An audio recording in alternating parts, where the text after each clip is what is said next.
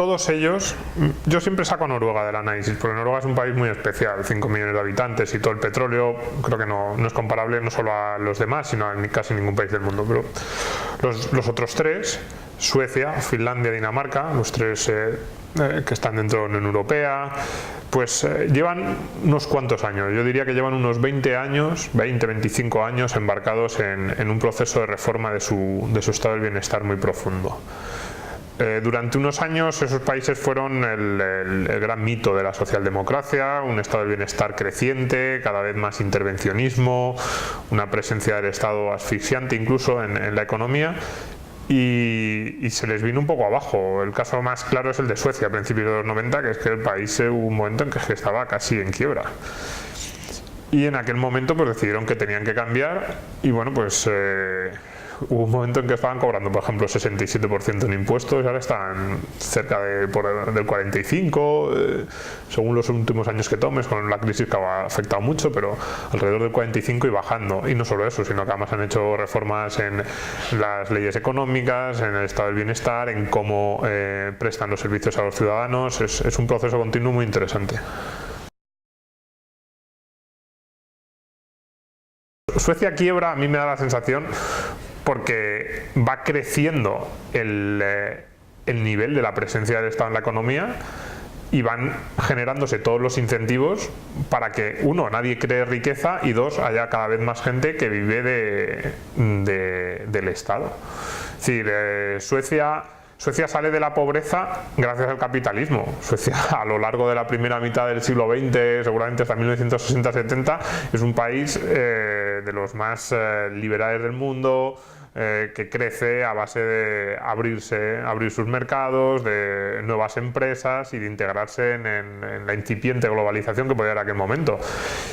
Y bueno, se confían, yo no sé si decir si se confían o se lo creen, que pueden, además de manejar ese capitalismo que han estado, bueno, que les ha ido tan bien, pueden ir creando un estado del bienestar cada vez más elefantiásico.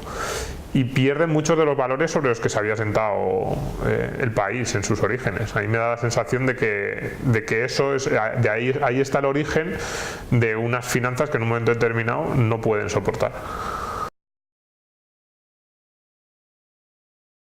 Sí, sin duda. Claro, es que el problema, aquí dices, los socialdemócratas en varios de estos países han gobernado y han gobernado durante muchos años. Claro, lo que ocurre es que ya me gustaría a mí que los partidos que en España, bueno, en España no sé si alguno se califica de liberal, pero que en algún momento hacen referencia a algún tipo de ideal liberal, ya me gustaría a mí que manejaran unos principios similares a los que puede manejar la socialdemocracia del norte de Europa. Básicamente a mí me da la sensación de que allí se ha alcanzado una especie de consenso entre los grandes partidos de estos países, que consiste en que dicen, bueno, lo que funciona está claro, ya lo sabemos, es el mercado, es la iniciativa individual, es los incentivos para que la gente trate de mejorar sus vidas día a día, pero a nuestros ciudadanos también les gusta tener un estado del bienestar que más o menos podríamos decir que les proteja, entre comillas.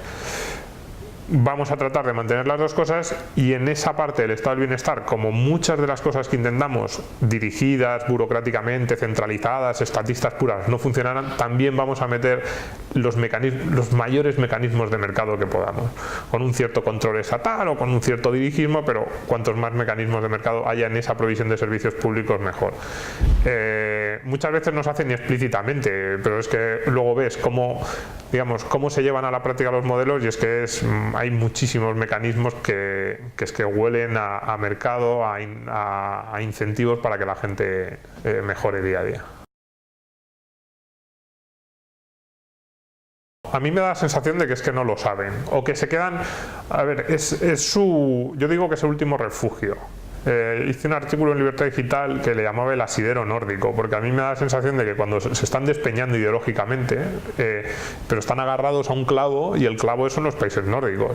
Es decir, los países nórdicos, como ya comentamos, tienen unos niveles de presión fiscal y de presencia del Estado en la economía, si lo miras en porcentaje sobre el PIB, muy alto, y sin embargo es un sitio donde se vive bien.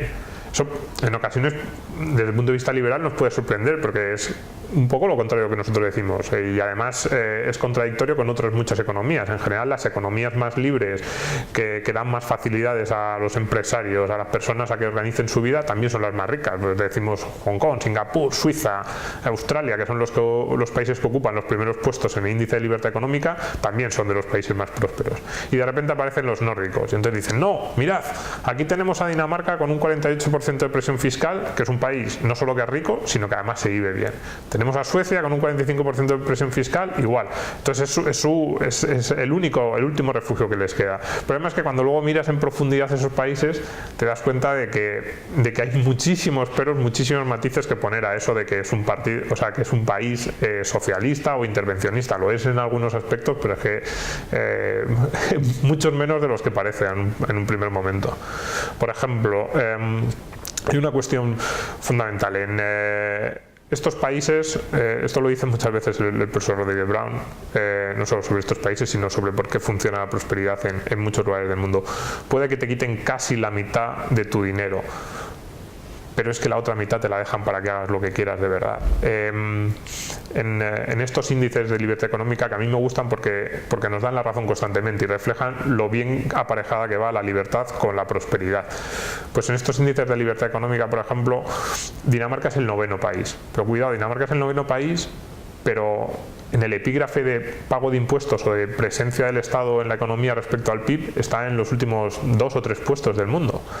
Entonces, claro, para ser el 9º país quiere decir que si quitas ese epígrafe, en todo lo demás está, digamos, sería el primero. Es decir, el nivel de libertad económica de las leyes danesas, laborales, de creación de empresas, de comercio, de la moneda, está por encima, por ejemplo, del de Hong Kong o de Singapur, según estos, por ejemplo, este índice, el del Wall Street Journal y la Heritage, que podemos pensar que pueden tener algún problema, pero que es un buen indicador. Eso la gente no lo sabe. Entonces dices, claro, es que dices, ¿por qué funciona Dinamarca? No funciona porque esté en el último puesto en lo que es cobro de impuestos. Funciona porque es que está en el primero en todo lo demás, que también es fundamental. Y no solo eso, sino que además, si tú cobras muchos impuestos, pero luego das muy buenos servicios públicos en los que las decisiones las toman los ciudadanos, que eso es fundamental, pues digamos que son servicios públicos, sí. Pero ¿quién toma las decisiones y cómo se organizan esos servicios públicos? Es muy parecido a lo que ocurriría en un mercado libre. Ese es un punto fundamental, fíjate, ese es un punto en el que yo no había reparado tanto, y preparando esta charla lo he empezado a ver que es clave. Cómo se organizan políticamente esos países. Son países muy descentralizados y donde los municipios y los alcaldes tienen un poder enorme sobre presupuesto y sobre millones de decisiones. A lo mejor las escuelas, por ejemplo, las organizan los municipios, por ejemplo en Finlandia. Los servicios de atención primaria en sanidad los organizan los municipios.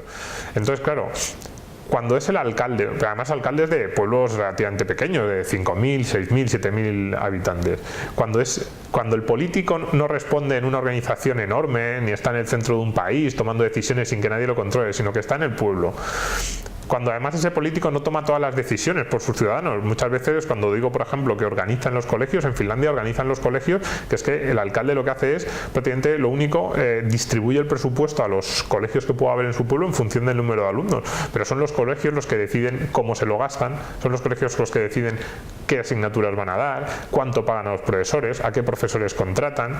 El presupuesto final del colegio depende del número de alumnos que es capaz de atraer. Entonces, claro, tú dices, hombre, esto es un colegio público. Y dices, hombre, ya es un colegio público que se gestiona en el día a día como un privado. Y encima los políticos están controladísimos por sus ciudadanos porque es que están al lado, es que viven en la casa de al lado.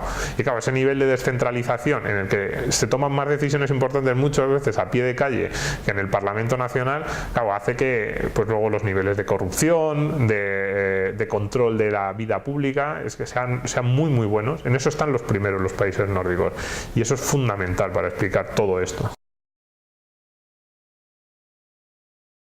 A mí me da la sensación de que han tenido mucha influencia, más de la que a lo mejor podríamos pensar. Claro, yo no he vivido esos años 80 en Suecia, pero preparando un poco esta conferencia y viendo un poco cómo se han organizado, me da la sensación de que hubo un momento a principios de los años 80 en el que el país se les iba de las manos a los suecos. Es que estaban en un peligro enorme de quiebra económica, pero también de quiebra del modelo con el que habían tenido tanto éxito, y ahí la sociedad civil les surge, asociaciones, los empresarios.